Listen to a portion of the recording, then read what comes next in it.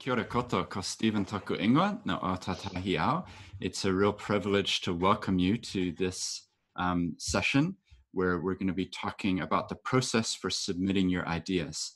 So just two really quick housekeeping things. If you're not speaking, if you could put yourself on mute, that would be great, because that way we don't hear the dog barking in the background and the other sounds. And the second thing is we are recording this session because we want to make it available for other people afterwards. The exciting thing here is that we are doing something that, as far as I know, hasn't been done. We're running an Impact, not only are we running an Unconference, we're running an Impact Unconference, and it's going to be held virtually. So there's going to be a lot of lessons that we're all learning, and this is a chance for us to try something that's really new. I have to give the welcome on behalf of the dozens of people behind the scenes. I've been the one who's helping to facilitate this, but there's literally dozens of people who are doing little things, big things, all types of stuff in the background. So a real big thank you to the entire team who's really putting this together and is responsible. I think that to just set the scene, as all of us will be aware, we live in a unique moment in time. And the question that we have to ask ourselves is, are we going to continue in the old paradigm of ways of thinking? Are we going to rebuild the world as it has been? Or is this crisis the chance for us to reinvent new things, to embrace new paradigms, to try new ways? And this unconference has really arisen because we felt like this was the perfect moment to be asking some of these questions. So we're really hopeful that some of the topics that we cover at the unconference are going to be really delving deeply into what are we building in the future. Is it going to continue as an extractive economy system, or is it going to become a regenerative economy system? It's going to be those types of questions that we really want to encourage. So we want to thank you for your contributions in advance. And I want to be clear that the fact that you're here and the fact that we have 60 plus of you here is an indication that there's a lot of good thinking going on. So whether or not your topic ends up being chosen on the day, we've already accomplished a really strategic goal, which is to have everybody be thinking about what could you bring to the table? What could you present? And whether that happens at this unconference, hopefully this is helping you to articulate and bring your thoughts together so that whether it's here or at some other event or some other article that you end up writing, we hope that this can be a crystallizing moment to capture your thoughts. And so we really want to thank you for being willing to be a part of this, being willing to be a part of the process. It's really wonderful to see what are people looking forward to about the conference and to realize that there's a lot of new growth, new shoots being seen, and how can we promote that and encourage it. So without further ado, I really want to just hand over to Erica Austin, who's going to be guiding us through this session. The purpose here is really to equip you so that you can present your ideas. And I just want to say thank you again so much for being part of this. The only other update is we have sold out of the tickets. So that's 300 people who've, yeah, we can give the little shake.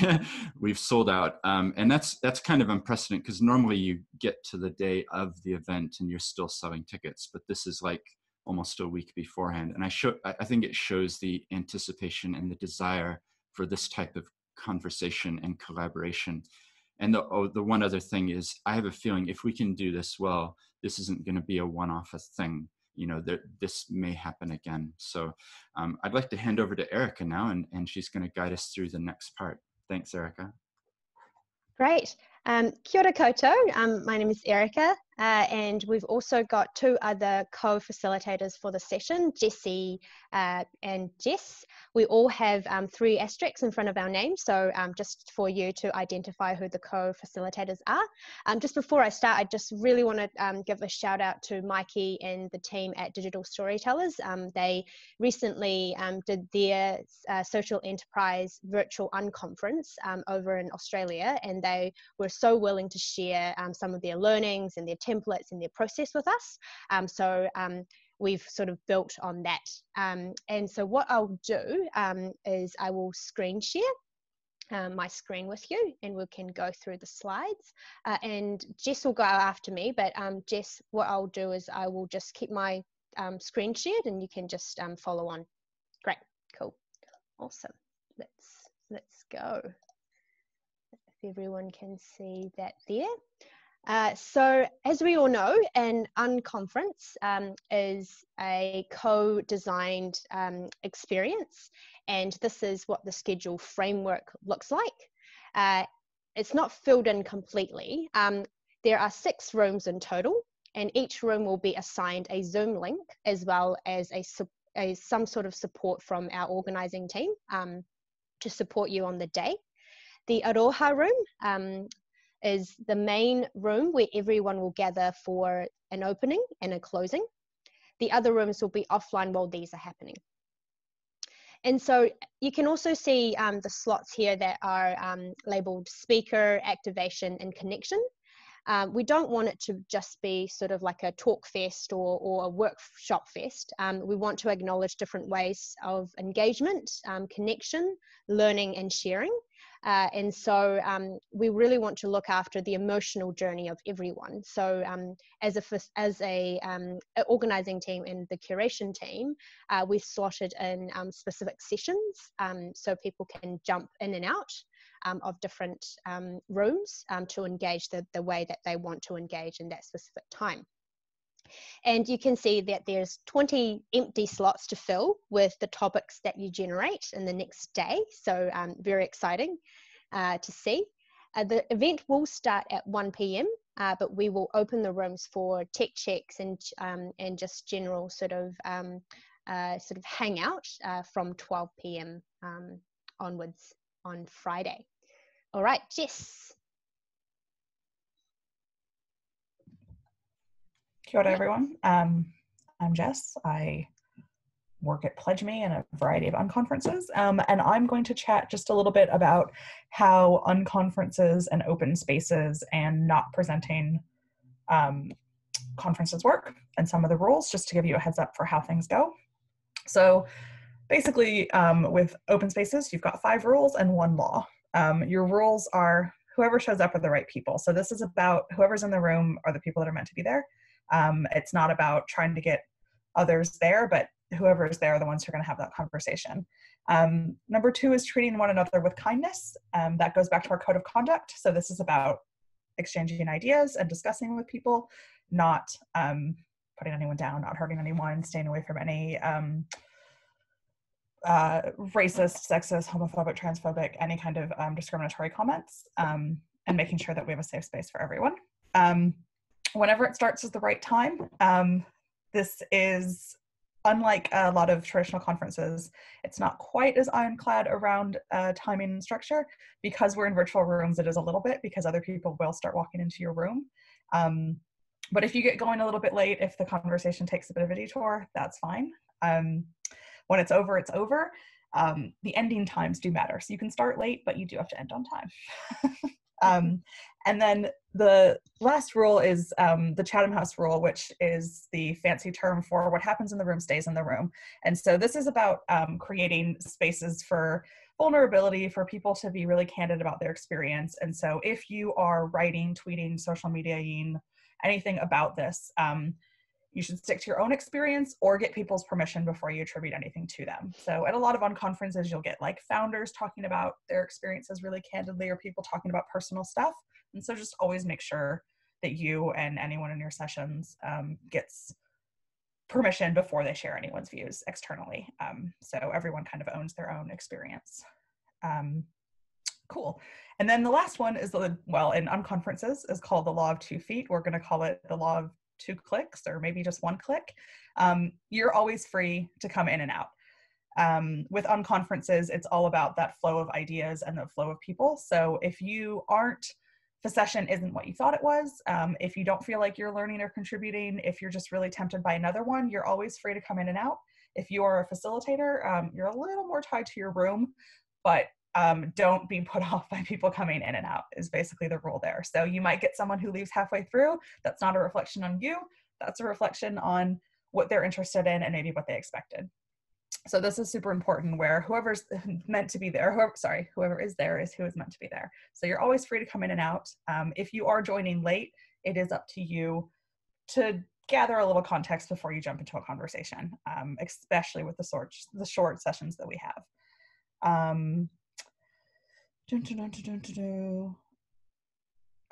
Yeah, so you can say without attributing it. In general, with New Zealand in particular, because it is very small, it's best to get people's permission, even if you're going to anonymize something, because in a small group, people are pretty easily identifiable. If you talk about your startup or if you talk about your experience, people can find you. So just generally keep things anonymous. If anything is identifiable, just check with the person. Chances are they're probably really keen, but just get their permission to work with them. Any other questions coming up on rules? No. Cool. I don't think so. All right, next slide, Erica. Right. So who do we have in the room other than all of our participants? Our first one is the Korero starter, and that's hopefully one of you. Oh, sorry, one question we just have. Wouldn't people coming in and out create sound? No, we are going to turn off the sound on Zoom, so you won't hear people coming in and out, and it is currently set, so when you join, your mic is muted. Good question, though. So the Korero starter, that's you, that's the facilitator, that's the person who is owning the conversation, keeping it on track, connecting ideas, and inviting new roles in. The really important thing is that this is about conversation, discussion, Korero. This isn't about presentations. So this is about holding a conversation in a space for everyone, not quite a soapbox. The other super important role is your technician. They will be in every room just to make sure that the online experience is going well. So they'll kind of greet people coming in and out, do some mic and sound test, mute and unmute mics for people. So everyone is muted unless they're actually speaking. They'll keep track of time. And so they're just there for technical support. Give them a shout out when you first start, thank them, direct people to them if they're having Zoom issues. And this allows everyone else to go straight into the conversation and sort out the tech stuff on the side. The other role is the weaver. And this is kind of like a co-facilitator who's there for creating the conversation and kind of looking after the entire room. So they'll be officially greeting people, keeping the conversation going, looking out for questions, looking out for kind of connections if two people have raised similar points. They might also be chipping in on collaborative notes. We'll have a document for each session that allows just basically a shared Google Doc where people can chuck in links if people like to take notes on the discussion, if they want to share resources, if there's cool articles you've read that are relevant, pop those in there. And so that's kind of just looking after the entire room. So the Korero starter is the person specific to the topic, and the weaver will be specific to the room. So the weaver is based in their particular room, and your starter will come in and out of there. So you got someone looking after conversations generally, someone looking after tech, and someone looking after the specific topic. A couple of questions that I see in the chat. You'll see participants, can we use breakout rooms? That's a great question. Erica / Yes. Steve, yes, great. Yes, there will be breakout rooms. So those you'll discuss with your technician. We'll hopefully hook you up with them in advance so you know who they are, and you can make a plan for how you're going to use those. The technician will likely be the one operating them because they'll be the admin in the room. Will sessions be recorded? Yes, they will be, unless you don't want them to be. Yeah, they'll be recorded by default unless something is going to be more private, and how they're distributed will be decided later. So whether or not they'll be distributed publicly is a different question. Yeah, so there's a finalized form that you need to fill out after all of the topics have been confirmed. And so all of those questions will be included in there, like whether or not you want your session to be recorded or, you know, what sort of technical things that you require for that specific session. Another question on, will it be a problem that I'm based in Austria? No, that's the joy of a virtual conference. That might be the middle of the night for you, so apologies in advance. But no, anyone can join from anywhere, as long as you have enough coffee to get you through what I believe will be maybe midnight, 1 a.m. Someone has asked about recording and breaking the privacy rule. So yeah, this is where it's a little different from your classic unconferences, but basically we want to err on the side of people's privacy. So if you don't want to be recorded, we will protect that for you. So we won't publish it. We won't record it, we won't share it. So that's something to kind of mention to your participants. The Weaver will be looking after that in your room, and we'll discuss it as well in kind of briefings. But if you are saying stuff that will not be recorded, that you don't want recorded or released, both levels of that, you just have to let us know. And we'll be super clear with all the participants that if you would like your stuff to stay in the room, we can. If you're happy for it to be shared, we will work that out too. And can I just mention on that, just because it's coming up a bit, the intention here is that we really want this to be accessible for everybody.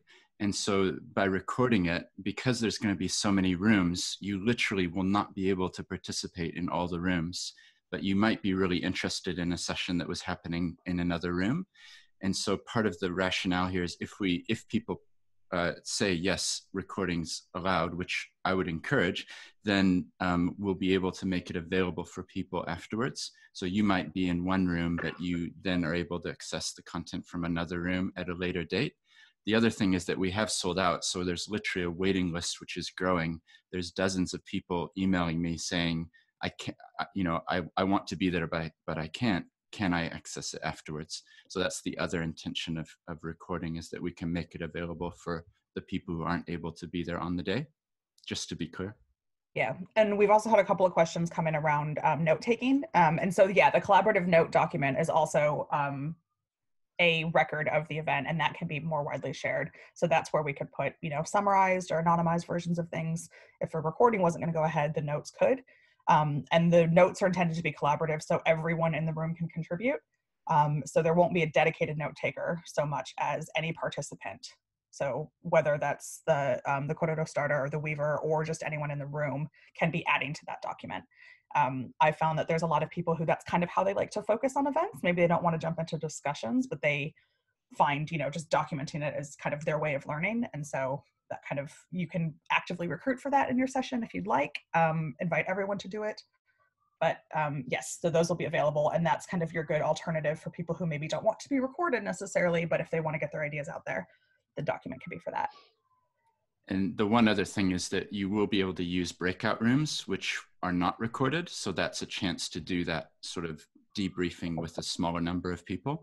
So we're going to try to use technology to its fullest effect. It's mainly the sessions that we're looking to record rather than any discussions that happen in small groups, just to be clear. Yeah. Any other questions on that front? No. Just keep an eye on the chat. And yeah, and just like we're using here, the chat is always an option for people to ask questions or raise comments if you're camera shy or your camera's just broken or the dog or children are being noisy around you. The chat's also available for people to weigh in. And we can add that to the notes as well. And another great tip, people can indicate in their renaming of their image that they'd like to be anonymous or that they don't want to be recorded. So that's a good option too. We will make a note of that and figure out how to communicate that with our tech leads. Cool. All right, I think we're on to the next section, which is, I believe, back over to you, Erica. Great. So because I'm screen sharing, I won't be able to answer anything through the chat. So if all of the other co-facilitators can keep an eye on the chat for me, that would be great. So the next thing that I want to jump to is what I call a chat waterfall. So we want to sort of co-create how we actually want to work together. Before you hit enter, after you've typed in your answer, I'm actually going to give you a verbal cue for you to enter. So it just becomes a whole lot of answers in one go. And at the end of the session, we will save the chat so we can share the group agreement and all of the chat notes and also document that way. And so what it is we want you to have a think about how we all want to work together as a collective. And so type in your answer in the chat, but do not hit enter before I say go.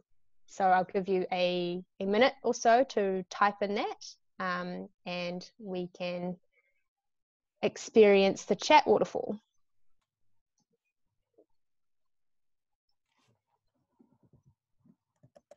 So some of good notes here are having patience, bringing in a learning mindset, be inclusive, honesty and feedback, recognizing the value of diversity of thinking. And so, go. Awesome. Jessie, can you read out some of the group agreement answers on there? Because I can't see.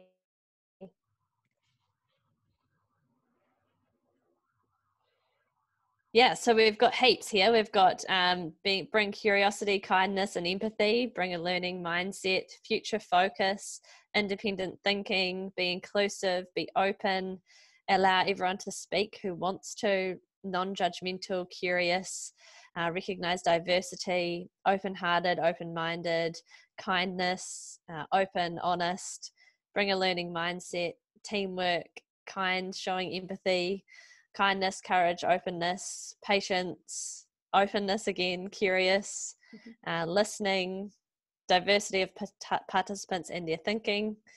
It goes on, and I won't keep going, but cool. It's awesome. Thank you. So what I will do next is we will talk you through the actual submission process. And some of you have already been invited to the Miro board. It is a online collaboration tool that we've decided to use for the Unconference, because we couldn't do it in person. And sticking with the Unconference spirit, we really want you to have the experience as close as possible to an in-person experience. So it's post-it notes, chaos, and people moving things around. So what I'll do now is I will jump into the Miro board, and you can see that there are quite a few post-it notes already. And so, so what you can do when I zoom out is you can see there are 4 different steps here. And so today we will focus on the ideas submission in the first box. And so the easy thing to do is to scroll in with your mouse, or down the bottom right corner, you can see the plus sign and the minus sign to zoom in and out if you're using a cursor. And we'd love you to submit your initial idea using a post-it note, if you haven't done so already.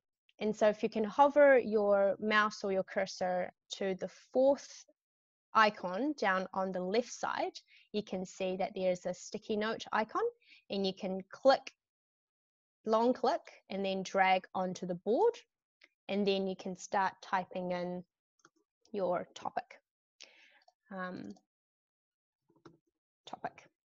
So as you can see, the font size over here is pretty big. We want you to stick with a similar font size as everyone else, and a similar size post-it note as well. So what you can do here to adjust your text is hover up here for font size. At the moment it is auto, and so you can go up and down to adjust the different sizes. Cool, that's just an example. And what we want you to put in are your topic, the type of session. So this could be a discussion, or a conversation starter with a really short presentation at the start, or a workshop. And also your full name and email address. The reason for that is we want you to start to group your topics with similar topics, and to also potentially find co-hosts for a combined session. As we've mentioned, there's only 20 slots to fill, and we have more than 60 people in this chat. Some of you may or may not have similar topics already, and so we want you to actively move your post-it note by clicking your own post-it note and dragging it next to something that is similar. And our curation team will also work behind the scenes to help curate some of that as well, and to combine topics. And you may also see that you can also comment on a post-it note. And so how do you comment? You go back to the left side of the menu, and you can see the comment box, and you can comment saying that, hey, I would love to be a co-facilitator or help with this session. So if we click on the comment over here, Mikey has said, hey, Elena, very pleased to help with this, and Ben as well. And so these three people can contact each other after this briefing session to finalize your topic submission. Great, cool. And so after today, after this session actually, what you'll do, like I said, is to be able to find potential co-hosts, finalize your topic with the co-host, and submit your final topic with the below Google form. And what I'll do is I'll link the Miro board as well as a Google form in the chat after I stop sharing my screen, so you can have access, or you can find the links in the newsletter that Jessie has kindly sent to you yesterday as well.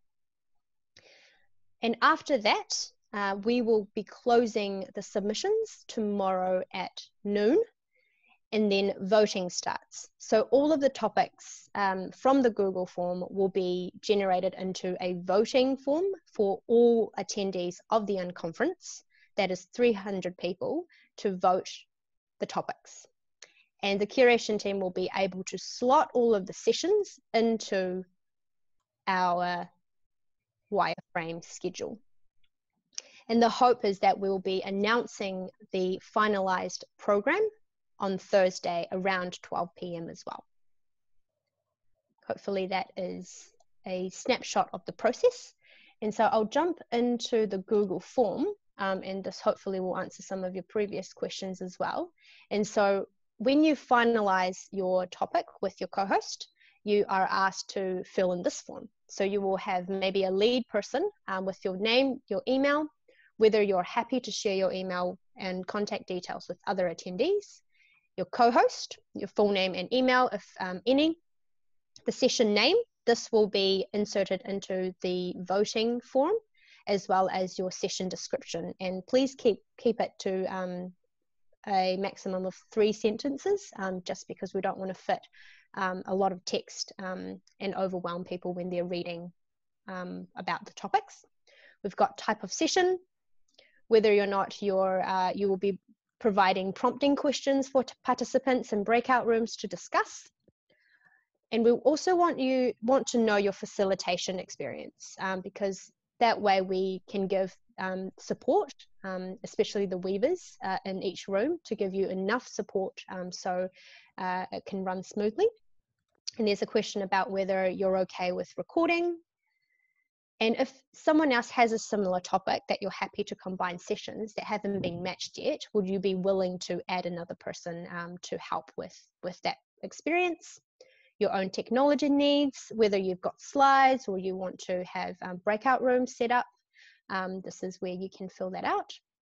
And this question here, we probably don't need you to help spread the word because we are sold out. And also signing up to a newsletter for any other sort of upcoming events.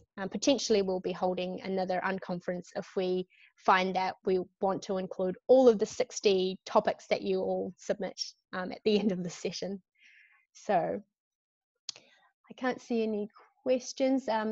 Jess or Jessie, are there any questions there currently in the chat that is relevant to this section?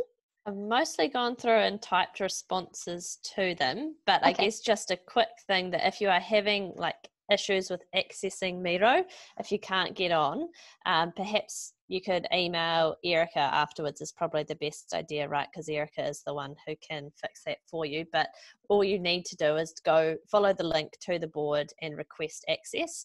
Erica will then be able to approve you, and then you'll be able to access it. You may have noticed over the past few days, you might have been getting emails from other members requesting that you give them access. We've just recently turned those notifications off. If you've had any of those, you're welcome to ignore them. We've taken care of it. But yeah, that's it, hopefully. Erica Awesome. can perhaps post her email address for anyone who's having lots of difficulty, but hopefully it's not too difficult. Yep, great. So once I stop the screen share, I can post up the Miro board link, the Google form, and also my email for anyone that needs support in that area. Great. If we don't have any more questions, we might jump back to the slide and pass it on actually to Jessie. Cool. So hopefully you've all been receiving emails from us over the past couple of days. So we sent one on Friday and also one yesterday, just explaining the process from here. If you're not receiving the emails, there's a good chance that they've gone into your spam filter. So if you could just check those folders, that's where they'll be. We'll only be sending out necessary emails. We're not going to be spamming you, just to let you know of the process over the next few days. But basically it's outlined here. So the next step from here, after you've finished collaborating with everyone on the Miro board and identified anyone who you might want to co-host with, you then take your idea and you crystallize it in the submission form that Erica was talking about and just talked you through. I'll send an email after this call in the next couple of hours with a link to that form. So it should be really nice and easy. You just submit your idea there, and keep it short, keep it catchy.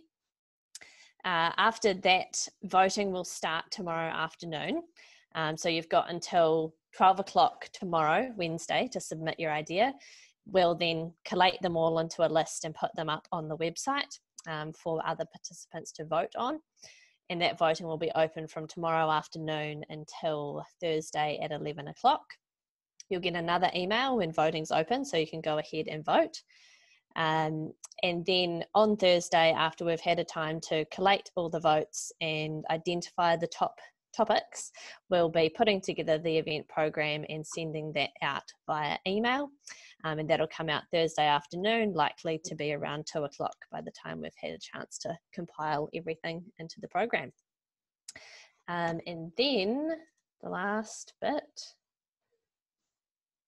which I can't see on my screen.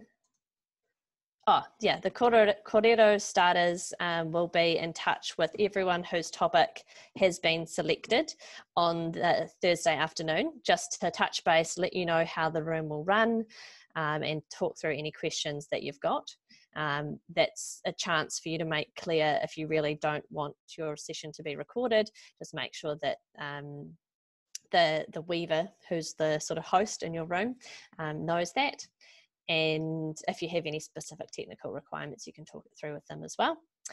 And sort of as Stephen mentioned right at the start, there is a good chance that we're going to get so many topics that we won't be able to accommodate them, all of them. So if your topic isn't chosen, don't be disheartened. But yeah, keep in mind that we are very much hoping to be able to run another one of these in the near future. But also that's a very good reason why collaborating with other hosts is a great idea, and use that Miro board to identify people that you could potentially present alongside. Great, thank you. So I will stop sharing the screen and we can jump to some questions. So we've been getting some emails from attendees, and we thought we'd share some of these frequently asked questions. And so Stephen will be answering the questions I have on my notes.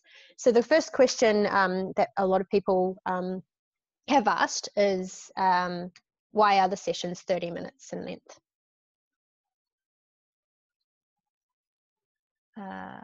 We can't hear. All right, there we go. Oh, yep, there you go.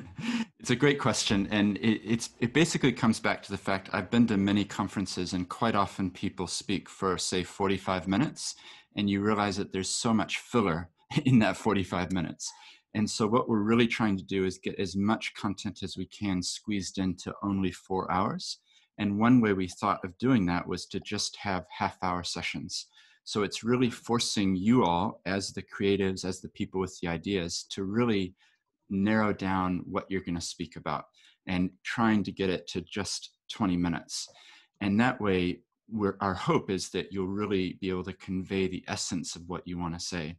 The other thing is that it makes it easier if it's starting on the hour and the half hour. Just psychologically, it's going to be easier for people to remember, that, okay, I'm going at 2, 2:30, 3, 3:30. So that's really the background to that. Great. And we've touched on this, but maybe you can explain a bit more detail. What if my topic isn't chosen, and how does the voting actually work? Yeah, so we've mentioned it a couple times, but the first thing is just to say thank you just for even being here. We really appreciate it. We love the topic ideas we've been seeing, and it's awesome. But due to the nature of a unconference, there will be just the 20 sessions. So inevitably, some won't be chosen. And our hope really is that we are able to do this again in the future and that we can run it, but we're going to be trying. An unconference turns to the crowd and the participants and says, what do you want to hear? Rather than saying, well, these pre-selected speakers are talking at this certain time. So we're really taking on board this as being a grassroots event. This is led and designed by us, rather than us as the committee saying, well, these are the speakers. So we're kind of embracing that. And so to do that fully, we want to give the power to the participants. So every participant will have 5 votes, and it depends how many different sessions are proposed, but there will be a voting process on the website where you'll be able to go and you'll be able to select your favorite sessions. And so that hopefully will then pull sessions up to the top, and we'll be able to select based on the top 20 sessions that are chosen by the crowd. So that's really the intention. The one other thing I wanted to explain is that there, in one of the rooms, the Aroha room, we have done the traditional conference route, which we have pre-selected a few speakers because we wanted to have some assurance on that one room of what was coming. So we've got a number of people there, including Shamabil Yakub talking about the future of economics post-crisis. Kyla Colbin, the founder of BOMA New Zealand, she's going to be talking as well. We've got 2 people who started movements in their teenage years. What did they learn? So we're going to be hearing from the youth voice as well. And also we've asked Akina Foundation to present on measuring impact. So, and the last one is Anton from Fush, and he's going to be speaking about te reo and a Maori perspective on business. So those are pre-selected. So sorry, a bit of a long answer, but hopefully it helps. Great. The next one is, what happens after this event? Yeah, well, we're really excited. Our hope is that this will be conversation starting, that people are really going to be learning a lot from the process of hearing so many different perspectives. So one of the ways that we're going to encourage that is that for every session, there's going to be a Google document where people will be able to go in and leave their names and contact information and any thoughts they have on the session. So the aim there is to connect like-minded people so that they, after the event, can come together and maybe work on something that was mentioned or collaborate in some way. So that's one example.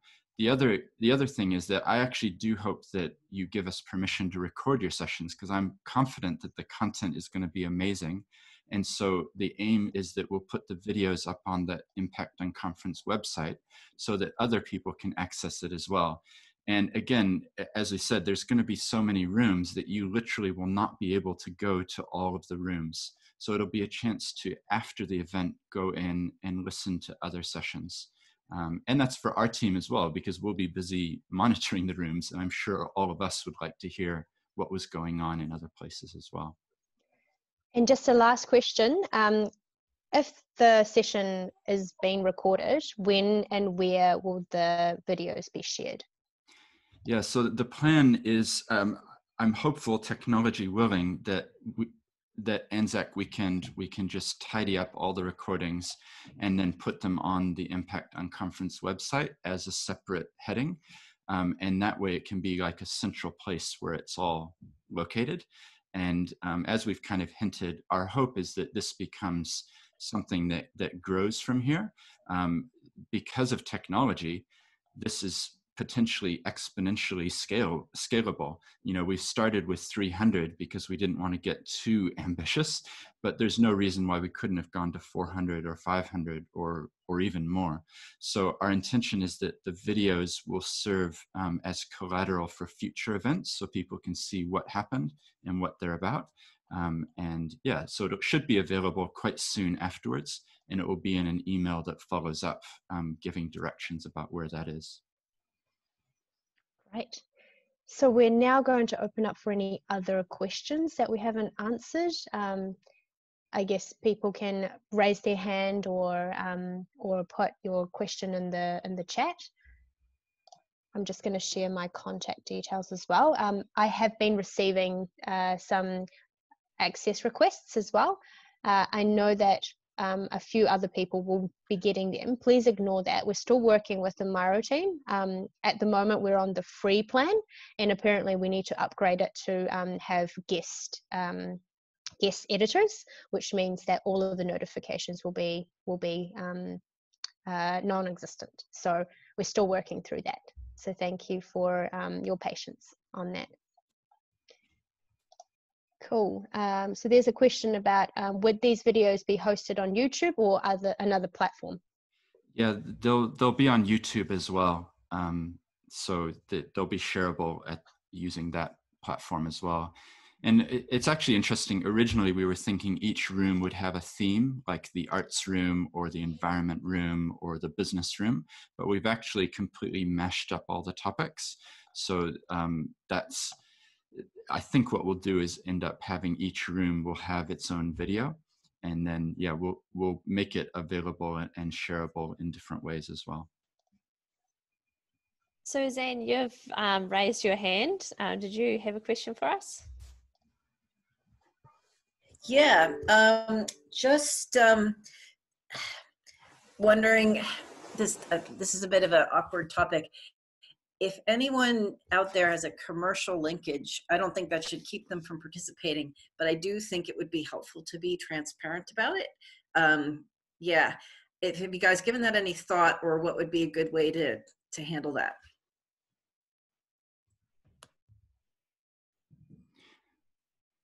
Well, we've called for open submissions, so anybody is available and able to submit. I think you're right, and it's possibly something we can include in the emails out. That I think our intention isn't that this is a platform to sell something. So hopefully that the vibe is coming across, that this is about collaboration and learning.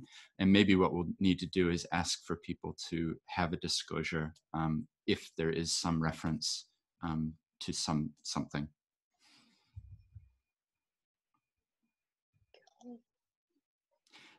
Can I just mention as well, somebody asked in the chat about the room sizes. So the Aroha room, we've upgraded that account so it can take up to 500 people actually. So that room, it's a lot of people. The other rooms are all what's called pro accounts, so they can take up to 100 people. So in theory, it's possible that a room will get to the 100 limit. But what we're hoping is that because we've got so many rooms, that there will actually be a good spread across all of them. And with 300, it should average out to less than 100. Cool. I don't see any other hands up and no questions in the chat. We will move on to the last part of our session, which I will screen share again. I'll hand it over to Jess while I do that.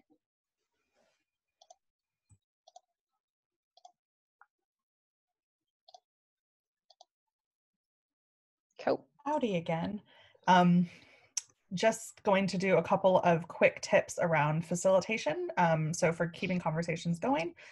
Normally when I do things like this, I try to run facilitation training sessions as unconference style, so having everyone contribute. But because we only have a few minutes left in today's session, I'm just going to go through a couple of tips from real life translated to virtual, and let people kind of weigh in if they've got other ideas. So the first bit of advice for any kind of unconference session is to skip introduction rounds. You'll notice we did that today. This is super important, especially when we're talking half-hour sessions. Even if everyone only says their name and where they work, that's probably going to take up all of your time. So don't do intros. Go straight into scene setting. Here's what we're covering today. Here's the rules. You can use a collaborative doc for that, and put links there to get to the good stuff quickest. A handy rule that I like to think of is if you think about the amount of time you have, the 30 minutes divided by the number of participants, that's a starting point for how much time everyone gets if we're being fair. So using that both for your planning, but also as kind of a way of reminding participants to share the mic and to share the floor with people is a good way to get people conscious of how much they're contributing versus how much space they're leaving for others. Just like we talked about with the whoever's meant to be there is who's meant to be there. These are all about quality and not quantity. So the best session isn't the biggest one. Getting lots of people in your topic doesn't make it better. Having only a few people doesn't make your topic less good. It's all about the quality of the discussion. And in a lot of cases, little ones are just as good because you get more time to delve into stuff. So don't get caught up on numbers or metrics. Whoever's in the room is whoever's meant to be in the room. The next thing is, remember, you are facilitating, you're not presenting or speaking. So this is about connecting ideas, hosting a conversation, inviting new perspectives, and keeping things flowing. So this isn't you getting on your soapbox or you giving a presentation, it's about connecting everyone.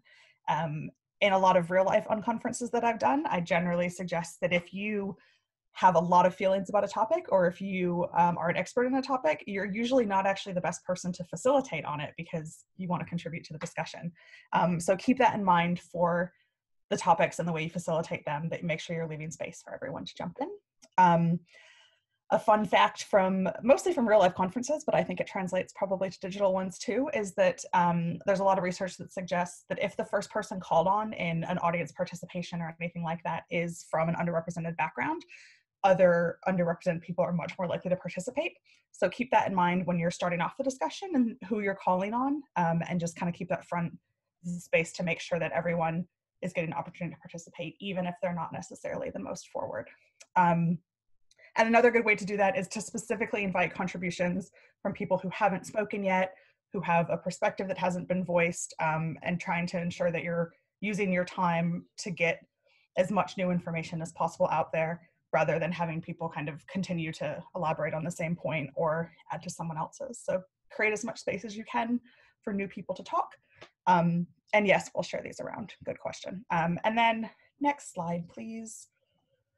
Just a couple of the other side of tips, troubleshooting and planning ahead. The most important thing is that prevention is better than cure. So setting expectations at the start. That can be anything from reminding people of the code of conduct, leading by example in terms of how much you're speaking, inviting questions from people that you know are less likely to speak up. That can even mean kind of arranging with some plants in advance to ask particular questions that you want, or to bring viewpoints in that you want. So having a friend in the room that you know when you call on them, they're going to add a really good comment to the discussion. Another good tip is to have a backup plan, whether that's a slight twist on your topic or a couple of questions to get people going, just in case you solve all the world's problems in 10 minutes and you've exhausted the topic. Or if people go off on a very distant tangent, have a few things ready to kind of bring them back to the fold so that you can keep the discussion on track. One other tip is thinking about whatever your topic is, if you know it and you care about it and you live it.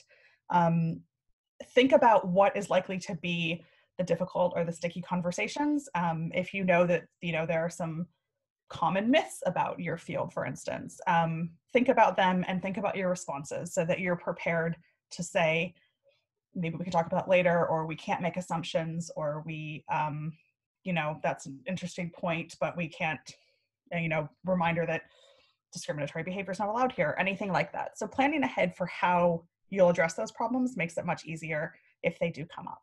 But again, setting the scene at the start is even better. And another good technique is to have kind of the parking lot section in the notes for that's a great idea, but it's not quite on topic here, as a way of acknowledging, yes, that's important. And we can talk about it later. We can talk about it in breakouts. We can forward it to a future unconference. And that's often a really handy way to acknowledge someone's contribution, even if it's not quite on topic, and say, that's great. Let's save it for another one. Let's make sure we give it a whole session that it deserves in another time. So in kind of creating that norm at the outset, you have a home for tangents that need more time than they can get in just a short session. If anyone else has any other tips for facilitation online or real life, feel free to chuck them in the chat for now. And we will add them to the tips when we share these slides. And yeah, we'll probably give you a little quick crash course and reminder of what to cover in your intros once we've set the schedule. So that's a really important time to just remind everyone of the rules, set the scene, and start as you mean to continue with the kind of session you want to hold. Yeah, that's a quick 5-minute facilitation crash course. Chuck other tips in there if you've got them. And yeah, that's enough for me. Thanks, Jess. We did mention a lot about code of conduct, and we also have created a facilitation guide. So Jessie will be sending that out through email. You can read through that in more detail. I just want to give the spotlight to Fiona, if she's still around. Fiona, are you still there? So Fiona is our what we call a well-being ambassador, and so she will be. Oh, great, cool. Do you want to just quickly introduce yourself and what you will be like doing as part of the conference as a well-being ambassador? Yeah, hi everyone. My name is Fiona Deehan. I'm in the middle of cooking lunch for my daughter. Sorry, so multitasking. But yes, well-being ambassador. So I've just had a read through the code of conduct, and basically, if you feel that you're I guess you've been harassed, or there's something going on for you that you're just not feeling right about or not feeling good about, and you need some assistance or someone just to talk that out with or get in touch with, my details will be in the code of conduct, so please get in touch with me and we'll go from there. Okay, so yeah, so please feel free to reach out and have a chat. Great, thank you, Fiona. So that is all that we had planned. Anything else, Stephen? Oh, I was just going to say, I'm literally, when I hit end meeting, I'm going to be going to my computer and editing this so that it's going to be a video which will go up on the website and as a link that Jessie will send out later. So if you joined, I know some of you joined halfway through, or you know, had to go make lunch or whatever.